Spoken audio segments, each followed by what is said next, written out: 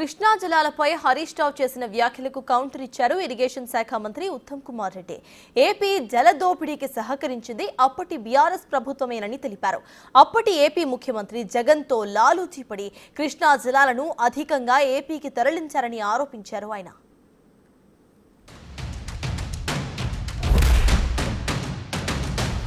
సాగర్ కుడి కాలువ నుంచి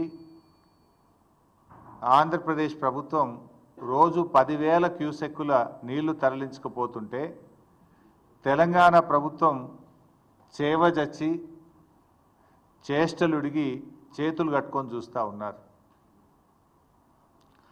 నీళ్ల మంత్రి నీళ్ళు నములుతూ ఉన్నాడు.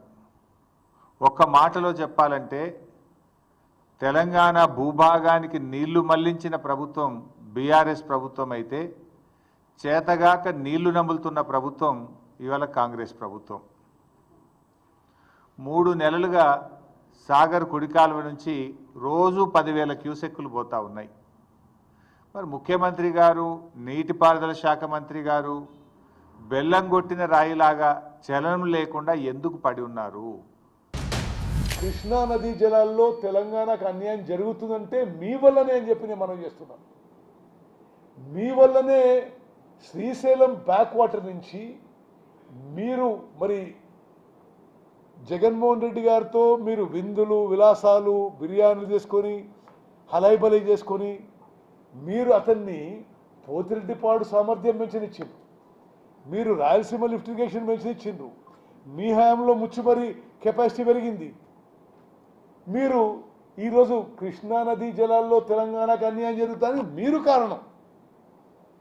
నేను కొన్ని అంకెలతో సహా వాళ్ళు చెప్పింది ఏ విధంగా మరి ఎంత దుర్మార్గంగా ఏదో బదనాం చేయడానికి మాట్లాడుతున్నా మీకు కొన్ని ఫిగర్స్ ముందు ఇస్తా. అంతకుముందు ఉమ్మడి ఆంధ్రప్రదేశ్లో మలయాళ, మూచిమర్రి, పోతిరెడ్డిపాడు కలిపి అంతకుముందు కాంగ్రెస్ ప్రభుత్వంలో 10 ఏళ్లలో 727 టీఎంసీలు అవుట్ సైడ్ శ్రీశైలం రిజర్వాయర్ నుంచి అవుట్ సైడ్ ద బేసిన్ తీసుకపోతే ఈ గొప్ప టీఆర్ఎస్ ప్రభుత్వంలో నీళ్లు నిధులు నియామకాలను స్లోగన్ మీద అధికారంలో వచ్చిన వాళ్ళ టైంలో 1,200 టీఎంసీలు తీసుకుపోయినరు. శ్రీశైలం రిజర్వాయర్ నుంచి అవుట్ సైడ్ ద బేసిన్ తీసుకుపోయినరు. ఇది మీరు చాలా జాగ్రత్త వినాలి. ఉమ్మడి ఆంధ్రప్రదేశ్ కంటే ప్రత్యేక తెలంగాణ రాష్ట్రంలో ఎక్కువ నీళ్లు శ్రీశైలం రిజర్వాయర్ నుంచి basin outside the basin తీసుకుపోయినరు. ఇది వీళ్ళ ఘనత.